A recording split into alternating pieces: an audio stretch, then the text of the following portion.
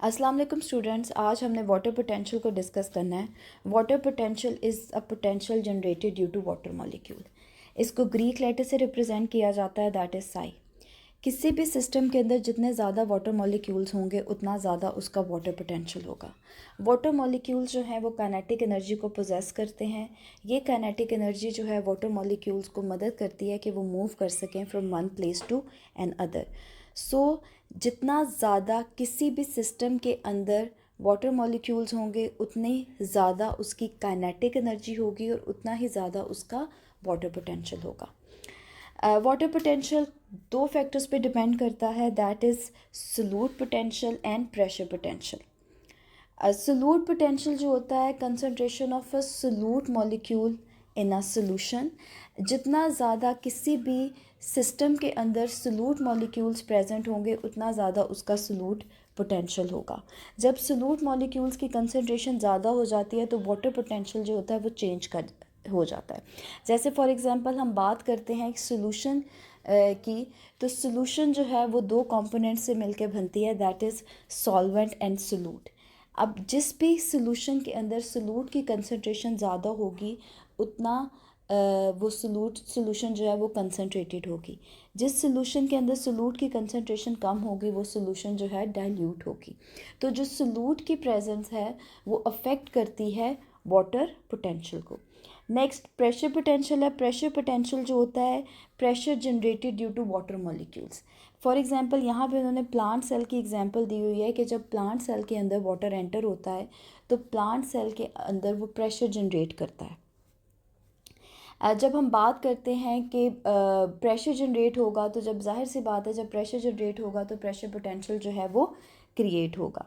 अब हम देख लेते हैं कि वाटर पोटेंशियल कितना होता है। मैक्सिमम वाटर पोटेंशियल किसी भी सोल्यूशन का कितना होता है, तो मैक्सिमम वाटर पोटेंशियल जो है प्योर वाटर का होता है और वो बाय डेफिनेशन इज़ ज़ीरो। यानी कि अगर हम ये बात कर रहे हैं कि water potential depend upon the presence of water molecule in any system, तो this means pure water has maximum number of water molecule. इस वजह से उसका जो वाटर पोटेंशियल होगा वो सबसे ज़्यादा होगा और सबसे ज़्यादा वाटर पोटेंशियल जो होता है वो किसके इक्वल होता है, that is equals to zero. जितने भी सॉल्यूशंस हैं उनका वाटर पोटेंशियल जो होगा वो प्योर वाटर से कम होगा।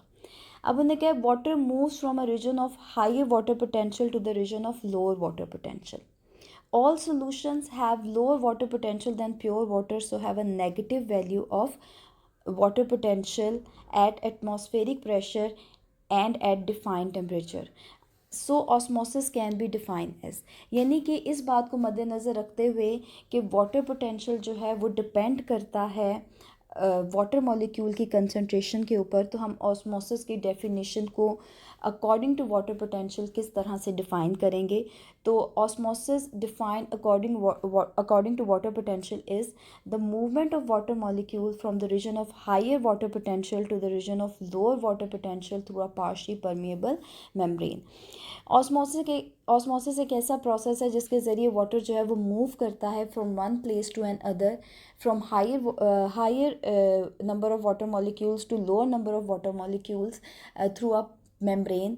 तो इसको अगर हम वाटर पोटेंशियल की नज़र से देखें तो जिस सॉल्यूशन के अंदर वाटर पोटेंशियल ज़्यादा होगा वहाँ से वाटर मूव करेगा to the solution way water potential जो होगा वो कम होगा।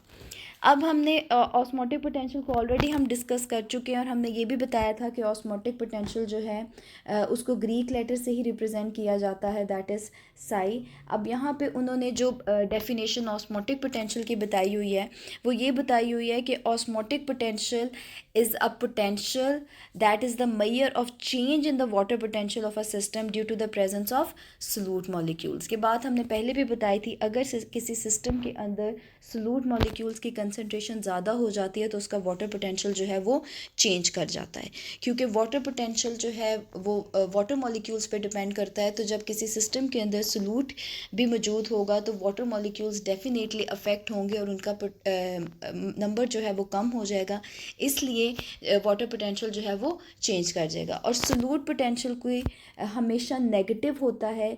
मोर solute molecules present lower is the solute potential. जितने ज़्यादा सॉल्यूट मॉलिक्यूल्स प्रेजेंट होंगे तो उतना ज़्यादा वैल्यू नेगेटिव में आ जाएगी, इस वजह से सॉल्यूट पोटेंशियल जो है वो कम हो जाएगा।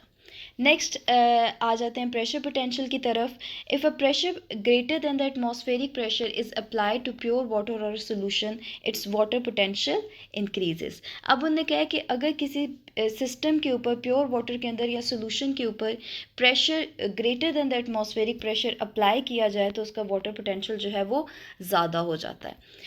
It is equal to pumping water from one place to another, such situation में अराइज इन लिविंग सिस्टम। अब हम देखते हैं कि जैसे ही हम वाटर को पंप करते हैं, जब उसके ऊपर प्रेशर डालते हैं तो वो ज़्यादा तेज़ी से मूव करना शुरू हो जाता है from one place to another. तो this is called as pressure potential. अब उन्होंने यहाँ पे नेक्स्ट बताया हुआ है कि हम वाटर पोटेंशियल को कैसे कैलकुलेट कर सकते हैं। तो वाटर पोटेंशियल को हम किसके इस इक्वेशन के ज़रिए कैलकुलेट कर सकते हैं, that is water potential is equal to solute potential plus pressure potential. पीछे बच्चों उन्होंने एक और बात बताई हुई है कि जिसके अंदर उन्होंने ये डिस्कस किया हुआ है कि जब वाटर प्लांट सेल के अंदर एंटर होता है ऑस्मोसिस के ज़रिए, तो सेल जो होता है वो टर्जिड हो जाता है। जब सेल टर्जिड हो जाएगा तो उसका प्रेशर पोटेंशियल जो है वो इंक्रीज़ कर जाएगा, क्योंकि हमें पता है कि जब हम सेल को प्लेस करते हैं किसी भी डाइल्यूट सोल्यूशन के अंदर, जिस सोल्यूशन के अंदर वाटर मॉलिक्यूल्स ज़्यादा होते हैं तो वो वाटर मॉलिक्यूल्स सोल्यूशन से सेल के अंदर चले जाते हैं और सेल को क्या कर देते हैं, टर्जिड कर देते हैं। अब यहाँ पे उन्होंने कहा है if we use the term water potential, the tendency for water to move between any two system can be measured, not just from cell to cell in a plant but also from soil to root, from leaf to air or from soil to air. The steeper the potential gradient, the faster is the flow of water along it. Same वही बात repeat हो रही है कि जितना ज़्यादा water molecules की tendency होगी उतना ज़्यादा उसका पोटेंशियल होगा और उतनी तेज़ी से वो मूव करेगा from one place to another, यानी high water potential to low water potential. Next बच्चे यहाँ पे एग्जांपल दी हुई है जिसके अंदर उन्होंने दो सेल्स बनाए हुए हैं, cell A and cell B, जिनका उन्होंने water potential, pressure potential and solute potential जो है वो दिया हुआ है। जिसके अंदर आप देख रहे हो कि यहाँ पे उन्होंने मेंशन किया हुआ है कि जो वाटर पोटेंशियल है that is equal to -1200 kilo pascal in cell A and -800 kilo pascal in cell B. इसी तरह प्रेशर पोटेंशियल जो है 800 किलो पास्कल है सेल ए में और प्रेशर पोटेंशियल सेल बी में 600 किलो पास्कल है। सॉल्यूट पोटेंशियल -2000 किलो पास्कल है, -2000 किलो पास्कल है सेल ए में और 1400 किलो पास्कल है सेल बी में। ये एक्टिविटी है छोटी सी जिसके अंदर उन्होंने ये चेक करने की कोशिश की गई है कि आपको पीछे कितनी समझ आई है इस टॉपिक की। तो एक दफ़ा से फिर से मैं थोड़ा सा इस टॉपिक को रिवाइज़ करूं तो मैंने आपको बताया था कि water potential is basically a potential generated due to water molecules. किसी भी सिस्टम के अंदर जितने ज़्यादा वाटर मॉलिक्यूल्स होंगे उतना ज़्यादा उसका वाटर पोटेंशियल होगा। और ये वाटर पोटेंशियल डिपेंड करता है दो फैक्टर्स पे, that is osmotic potential and pressure potential. Osmotic potential is due to solute molecules. अगर किसी भी सिस्टम में सॉल्यूट मॉलिक्यूल्स की कंसंट्रेशन ज़्यादा हो जाएगी तो वाटर पोटेंशियल जो है वो चेंज कर जाएगा। इसी तरह प्रेशर पोटेंशियल जो है, अगर वाटर के ऊपर हम प्रेशर जनरेट करें ग्रेटर दैन एटमॉस्फेरिक प्रेशर तो वो क्या आ जाता है, प्रेशर पोटेंशियल। और मैक्सिमम वाटर पोटेंशियल जो होता है वो प्योर वाटर का होता है और वो ज़ीरो होता है, और सॉल्यूट पोटेंशियल जो होता है उसकी वैल्यू हमेशा नेगेटिव में आ जाती है। तो इस के अकॉर्डिंग अगर हम इस एक्टिविटी को सॉल्व करने की कोशिश करें तो नीचे उन्होंने सवाल दिए हुए हैं कि which cell has higher water potential. तो इधर आप देखें कि किस सेल के अंदर ज़्यादा वाटर पोटेंशियल होगा, तो वो सेल बी के अंदर होगा, सेल बी के अंदर होगा।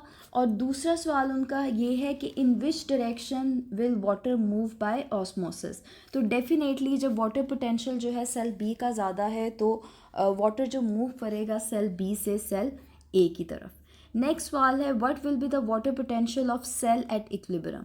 तो वाटर पोटेंशियल सेल का इक्विलिब्रियम में हम कैसे कैलकुलेट कर सकते हैं, हम उसको ऐसे कैलकुलेट कर सकते हैं कि हम वाटर पोटेंशियल जो सेल ए का है और वाटर पोटेंशियल जो सेल बी का है, यानी water potential of cell A that is -1200 plus water potential of cell B that is -800, उसको डिवाइड करेंगे 2 के साथ और जो हमारा आंसर आएगा वो आएगा दैट इज़ -1000 किलो पास्कल। तो ये हमारा वाटर पोटेंशियल हो जाएगा सेल का एट इक्विलिब्रियम। उसके बाद जो नेक्स्ट सवाल है that is what will be the solute potential and pressure potential of a cell at equilibrium. तो उसको भी हम कैलकुलेट करेंगे। सॉल्यूट पोटेंशियल जो सेल ए का है दैट इज़ -2000 और जो सेल बी का है दैट इज़ -1400। तो हम इनको भी जब 2 के साथ डिवाइड करेंगे तो हमारे पास जो आंसर आ जाएगा दैट इज़ -1700 किलो पास्कल।